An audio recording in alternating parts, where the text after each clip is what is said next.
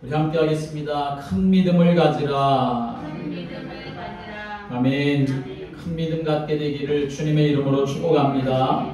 하나님은 하나님의 자녀가 이 세상에서 살아가는 동안 믿음으로 살기를 원하십니다. 또 믿음으로 살 때 하나님은 기뻐하십니다.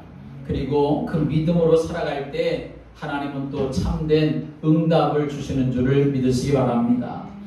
지난주에도 오늘과 같은 본문의 말씀으로 믿음의 눈으로 바라보라 하는 말씀을 하나님께서 우리에게 언약으로 주셨습니다. 함께 하겠습니다. 믿음의 눈으로 바라보라. 믿음의 눈으로 모든 것을 바라보라는 말씀입니다.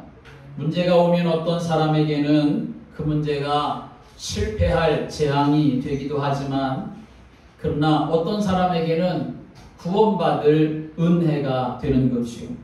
오늘 여러분, 이렇게 문제 속에서도 하나님이 일하시고 하나님이 역사하시는 하나님의 은혜를, 하나님의 구원을 경험하는 그러한 삶이 되시기를 주님의 이름으로 축복합니다.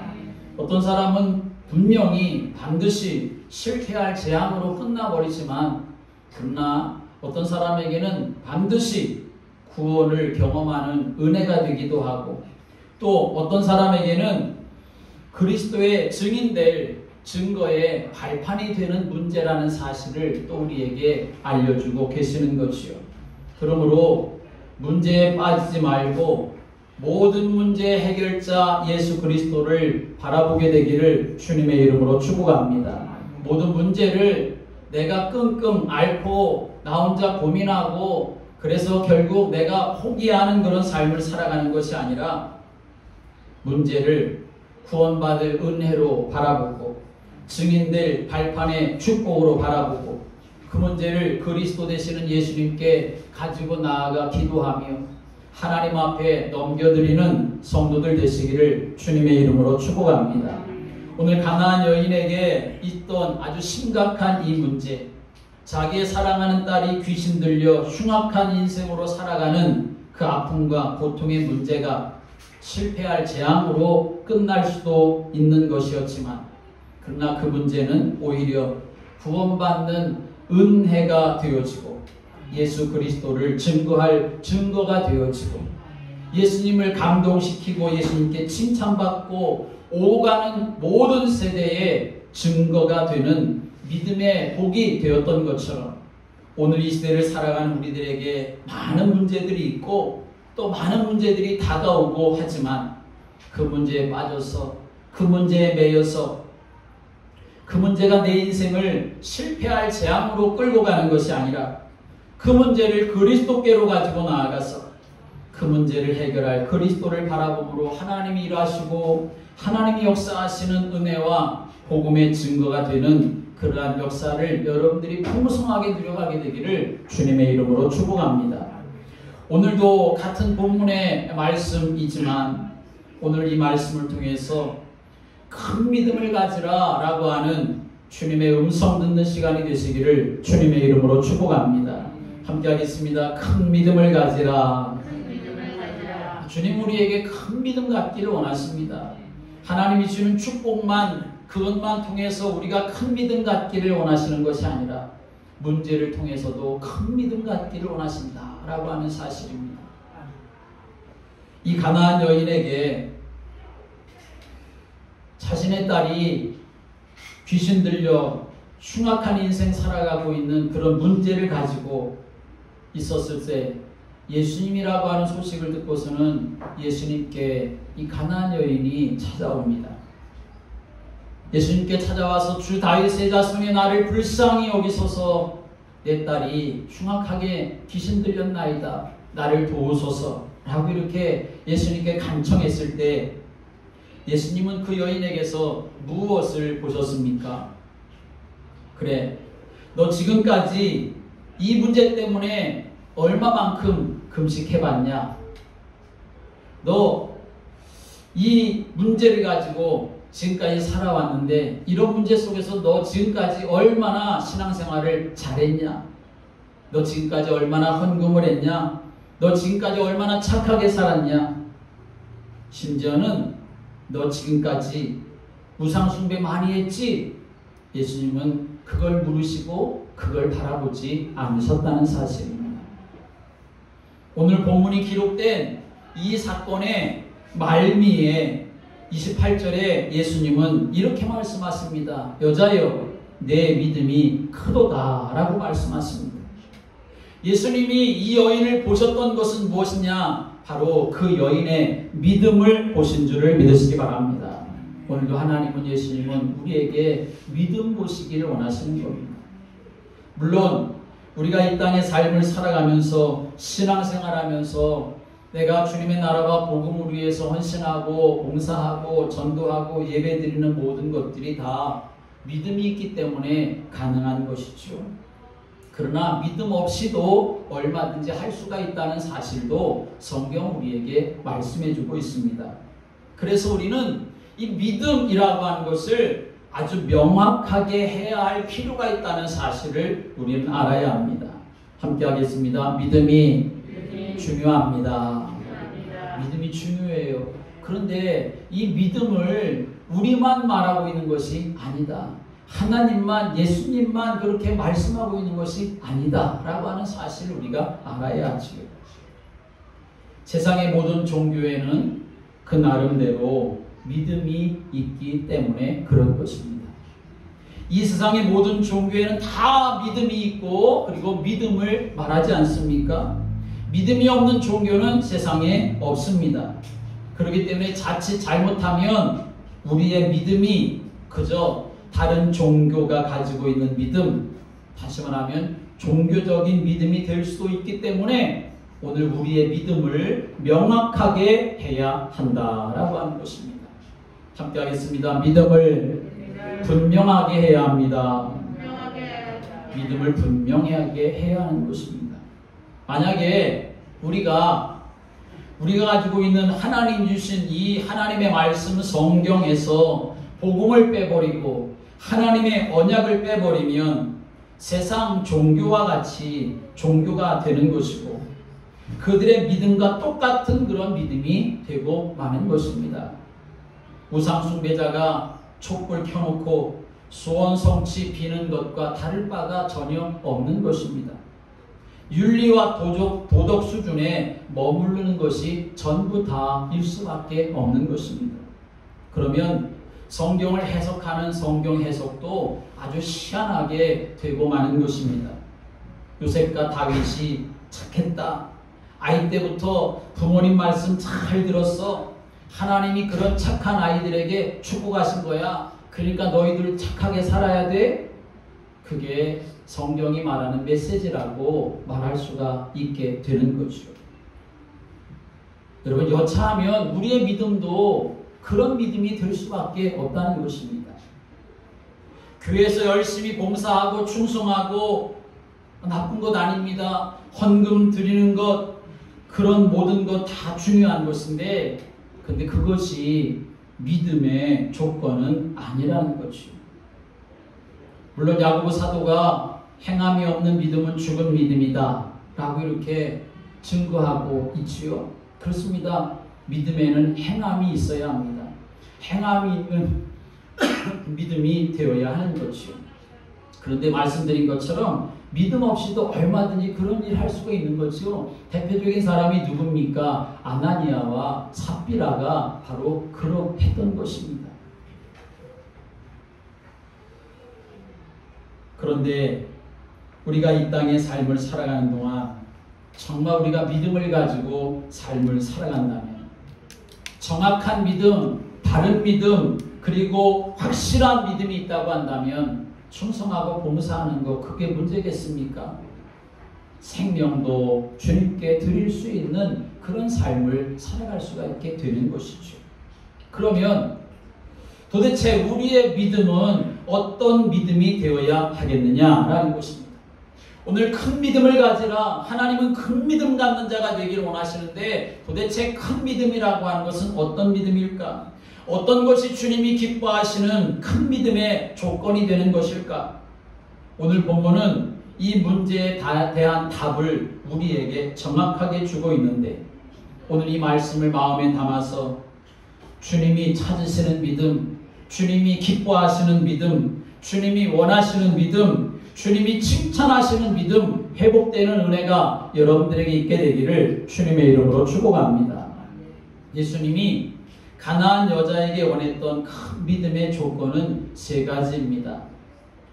그 중에 첫 번째 큰 믿음의 조건에는 원죄에 대한 분노가 반드시 있어야 한다라고 하는 것입니다.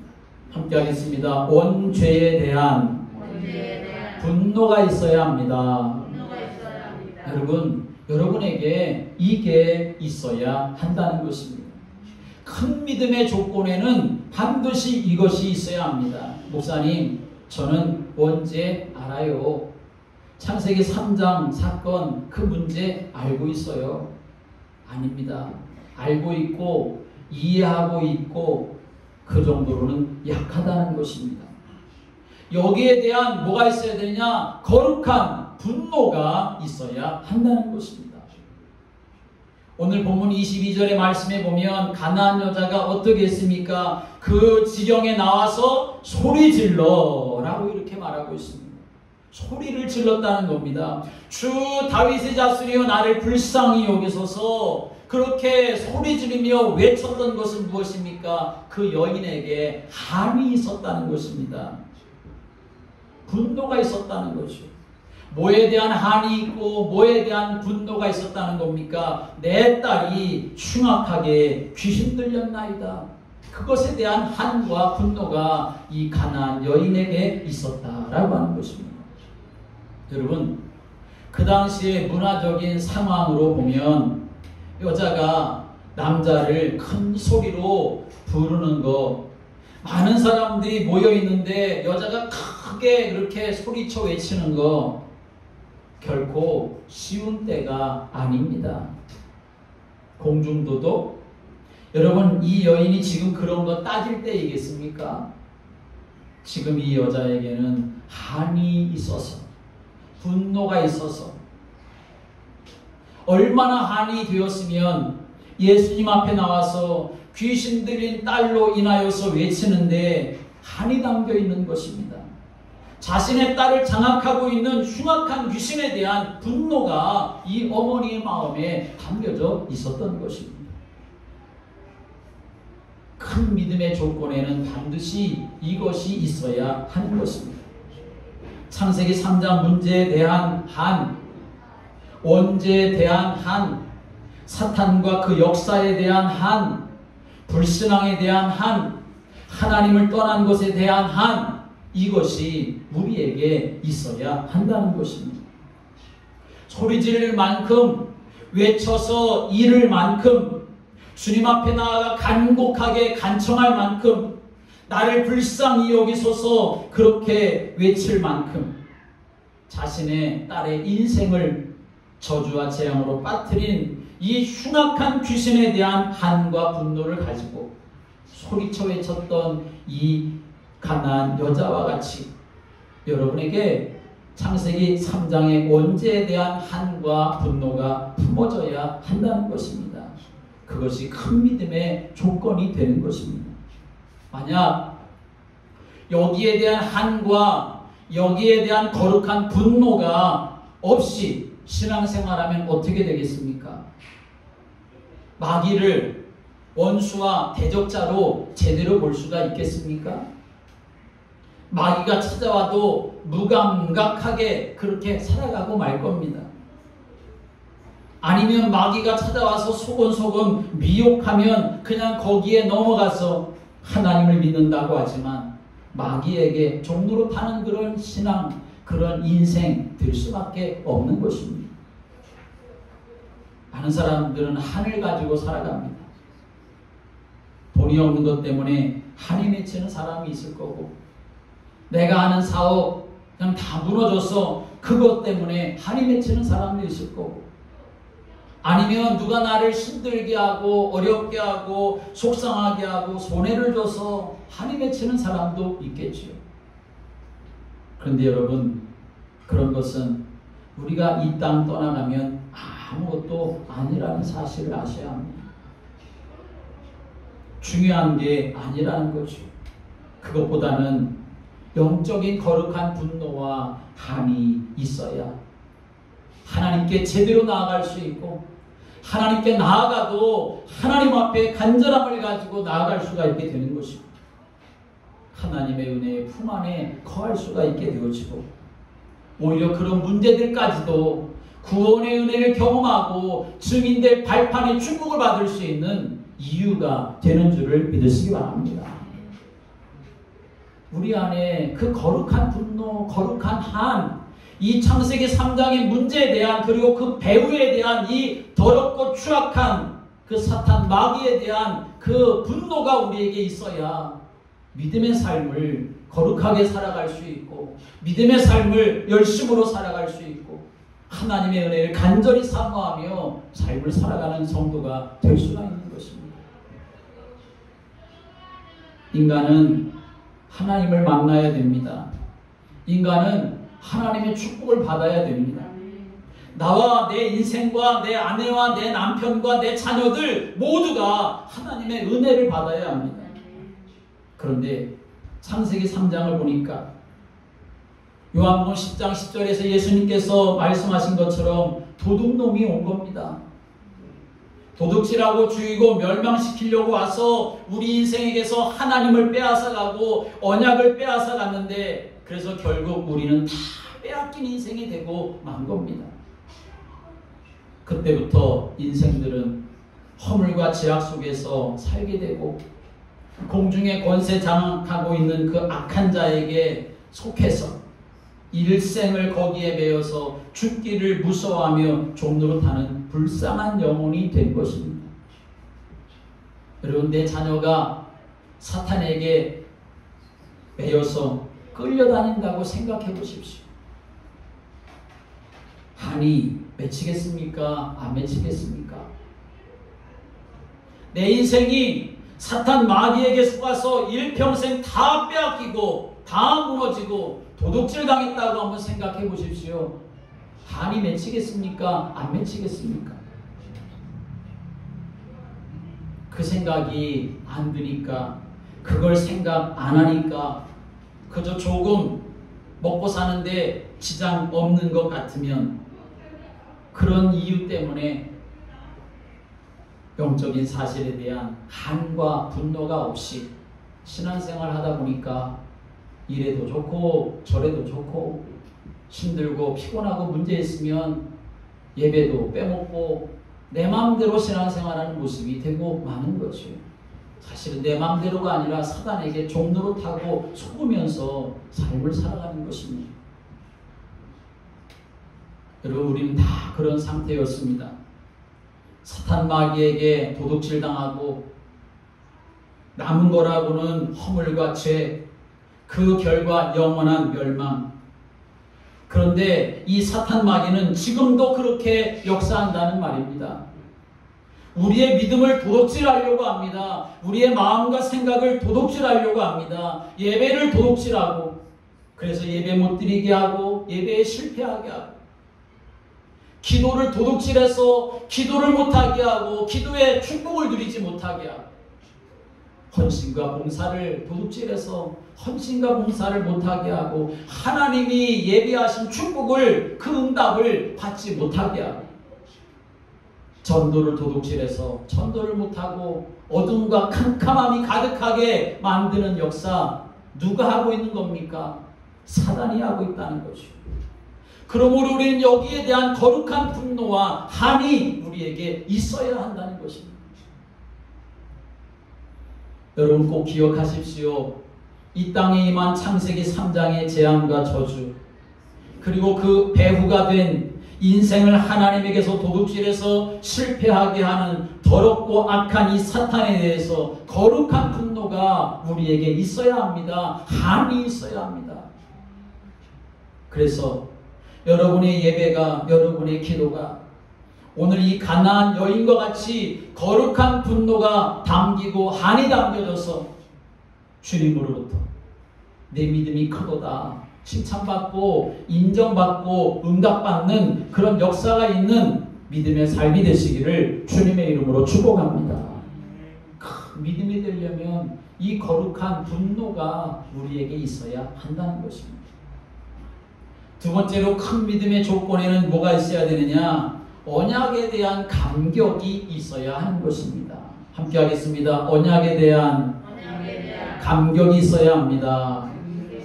언약 그러면 우리는 쉽게 잘 생각하죠. 예수 그리스도. 목사님, 저 언약 알아요. 예수 그리스도 알아요. 그거 말고 언약에 대한 감격이 그 감격이 우리에게 있어야 한다는 것입니다. 오늘 이 가나안 여인이 예수님께 나와서 주 다윗의 자손이요 라고 하는 이 말에는 이 여자의 한이 포함되어져 있는 것입니다. 그런데 이 말 속에는 또 뭐가 포함되어져 있느냐?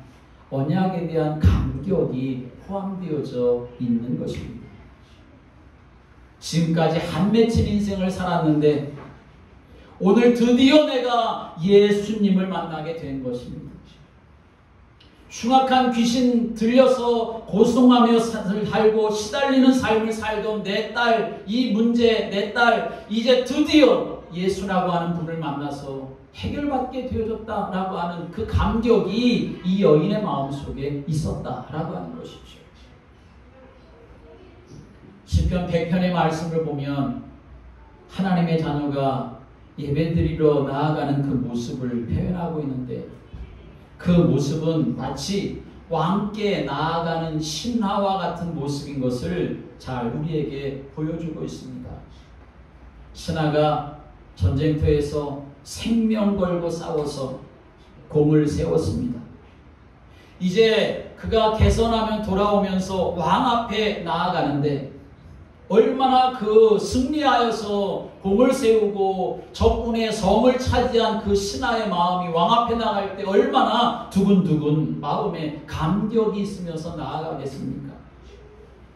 내가 나의 주권을 위하여 내 생명을 걸고 싸워서 내가 저 성을 차지했어. 내가 이 소식을 나의 주군에게 전해드리면 나의 주군이 얼마나 기뻐하실까?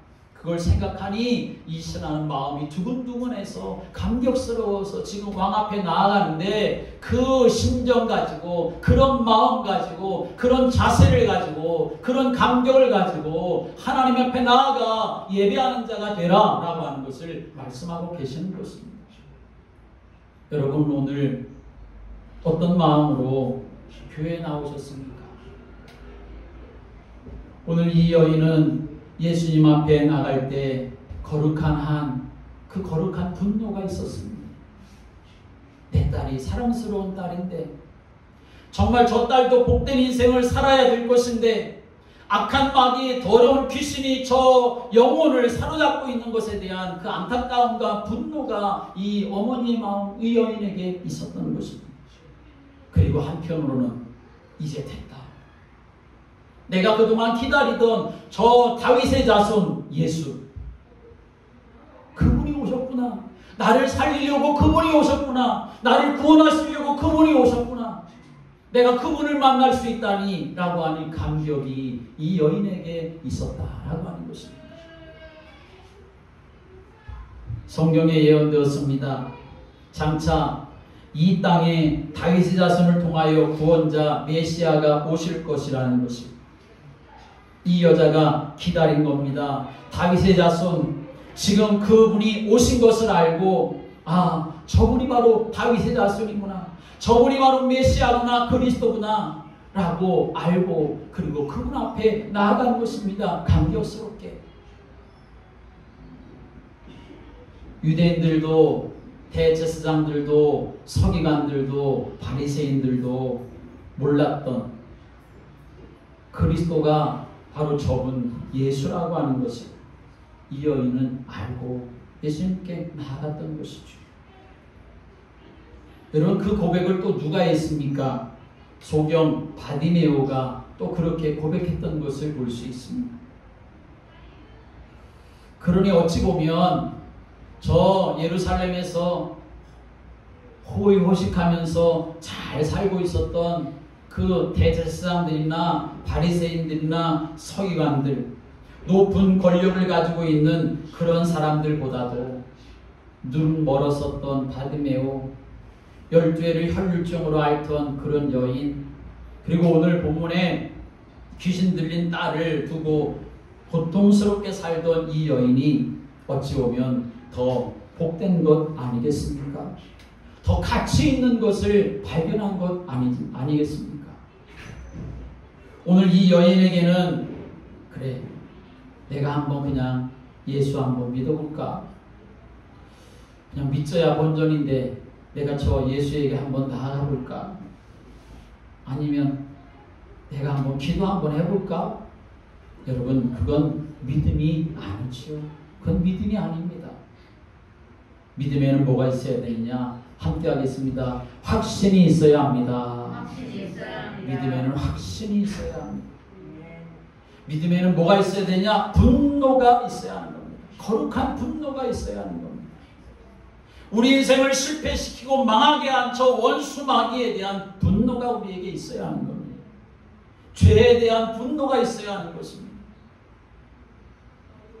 창세기 3장의 저주와 재앙에 대한 분노, 그리고 확신이 있어야 합니다. 그 창세기 3장의 저주와 재앙을 이길 성경에 미리 예언되어진 다윗의 자손 메시아, 만왕의 왕으로 사단의 머리를 박살내시고 대제사장이 되셔서 우리를 죄와 저주에서 다 해방시켜 주시고 참 선지자로 하나님 만나는 길 되시는 예수님이 오실 것이다. 그 예수님이 바로 그리스도시다. 이 언약을 가진 이 여인의 마음, 예수님이 그 여인을 보시고 이 여인의 믿음을 사람들 앞에서 소개해주고 사람들 앞에서 밝히 말해주시는데 뭐라고 하십니까? 내 믿음이 크도다. 이 여인의 믿음이 정말 크구나 라고 이렇게 말씀하지 않으셨습니까? 예수님은 분명히 내가 너희들의 구원자야, 내가 너희들 구원할 수 있어, 내가 너희들을 도울 수 있어, 내가 너희들에게 모든 것을 해줄 수 있는 하늘과 땅의 모든 권세가 다 내게 있어. 예수님 그렇게 말씀하시는데, 그런데 예수님 또 뭐라고 말씀하셨습니까? 그런데 인자가 올 때에 믿음 있는 자를 보겠느냐? 그렇게 말씀하셨다고 했죠. 그런 믿음 가진 자가 있을까? 예수님이 그렇게 사람들에게 물으셨던 겁니다. 그런데 이 여인은 바로 그 믿음을 가지고 있었다라고 하는 것입니다. 여러분, 큰 믿음이라고 하는 것은 지금 저 큰 길거리, 저 4차선 도로에 차들이 쌩쌩 달리는데 내가 지금 길을 건너려고 기다리고 있는데 횡단보도 파란불도 아닌데 주여 믿습니다 하고서 차들이 쌩쌩 달리는 그 길을 가로질러 건너는 것, 그게 믿음이겠습니까? 그건 믿음이 아닙니다. 그건 벌금 내서 따끔하게 고쳐야 될 문제가 되는 것이죠. 큰 믿음은 뭐가 있어야 되느냐? 영적인 분노가 있어야 하는 것입니다. 창세기 3장의 사건에 대해서 그랬구나, 그 정도가 아니라 분노가 우리에게 있어야 한다는 것입니다. 그리고 큰 믿음의 조건에는 뭐가 있어야 되느냐? 확신과 감격이 우리에게 있어야 한다는 것입니다. 주는 그리스도시요 살아계신 하나님의 아들이십니다. 나에게는 예수님밖에 없습니다. 오직 예수밖에 없습니다. 어떻게 이렇게 될 수가 있겠습니까? 어떻게 이럴 수 있을까요? 확신과 감격이 있으면 그렇게 되는 것입니다. 그런데 그 확신이, 그 감격이 점점 사라집니다. 심해집니다. 그러다 보니까 우리의 믿음도 오직 예수가 점점 사라지고 심해지게 되고 마는 거죠. 사랑하는 여러분, 우리는 언약을 아는 정도가 아니라 성경에 예언된 다윗의 자손인 예수님이 그리스도 오셔서 나를 구원하시고 나를 하나님 자녀 삼아주신 사실에 대한 확신과 감격을 가지고 믿음의 삶을 살아가시게 되기를 주님의 이름으로 축복합니다. 예수님이 아니었으면, 내가 영원한 지옥 멸망에 빠져서 고통스러운 인생 살아가야 되는데 예수님이 아니었으면 이 땅의 삶을 살아가는 동안 그저 나는 원망하고 불평하고 탄식하는 인생밖에 안 되었을 것인데 그런데 예수님이 나에게 오셔서 나를 하나님 자녀 삼아주셔서 내가 하늘의 소망을 가지고 삶을 살아가고 이 땅에 많은 문제가 있어도 하나님의 말씀을 통해 내가 은혜를 받고 내 믿음의 눈을 열어서 주님을 바라보며 나에게는 주님밖에 없습니다 라고 고백할 수 있게 하셨으니 얼마나 감사한 일인가. 이 감격이 우리에게 날마다 있어야 한다는 것입니다. 사랑하는 여러분, 언약에 대한 감격 가지고 살아가시기를 주님의 이름으로 축복합니다. 그래서 성경 우리에게 뭐라고 말합니까? 함께 하겠습니다. 첫사랑을 회복하라. 첫사랑을 회복하라. 첫사랑을 잃어버리지 말라는 겁니다. 그 첫사랑이 뭐예요? 감격을 말하는 것 아닙니까? 믿음의 삶을 살아가는 우리들에게 그것이 다 상실되어지면 우리는 하고 싶어도 할 수 없는 인생이 되고 마는 것이죠. 이 감격으로 예배도 드리고 이 감격으로 전도도 하고 이 감격으로 헌신하고 봉사하는 주의 거룩한 백성들이 되시기를 주님의 이름으로 축복합니다. 큰 믿음의 조건에는 또 세 번째로 끝까지 임하는 확신이 있어야 한다 하는 것입니다. 함께 하겠습니다. 끝까지의 확신이 있어야 합니다. 끝까지의 확신이 있어야 합니다. 이 여인에게 큰 믿음의 조건이 분명히 있었습니다. 원죄에 대한 분노가 이 여인의 마음속에 있었습니다. 아, 내 딸이 저 더러운 귀신에게 사로잡혀가지고 저 더러운 귀신 때문에 내 딸의 인생이 저렇게 고통당하는구나. 그 분노가 있었던 거죠. 그리고 감격이 있었습니다. 아, 드디어 나를 구원하고 내 딸을 살릴 그 메시아 되시는 다윗 자손 그분이 오셨구나. 내가 그분 앞에 나아갈 수 있구나. 그분이 나를 이제 구원하실 수 있구나. 그 감격이 있었던 거죠. 예수님이 그것을 아셨습니다. 그런데 큰 믿음의 조건을 가진 가나안 여인의 믿음을 볼 때 예수님은 너무나 기뻐하셔서 당장 소경 바디메오처럼 그렇게 들어주셔야 됐을 것 아니겠습니까? 곧장 그 여인의 믿음에 응답을 주시면 좋았을 텐데 예수님은 오히려 곧바로 어떻게 하십니까? 시험을 하셨던 것을 볼 수 있습니다. 주님 같지 않은 그런 모습이지요. 사실 예수님의 사역을 살펴보면 많은 경우에 예수님은 먼저 언약을 주십니다. 그 다음에 예수님은 뭘 주시느냐? 곧바로 시험을 주시는 것을 볼 수 있습니다. 바로 위기를 주시는 경우도 있습니다. 아니, 뭐 이렇습니까? 병 주고 약 주시나요? 여러분 그렇게 생각되십니까? 우리 하나님이 보시는 겁니다.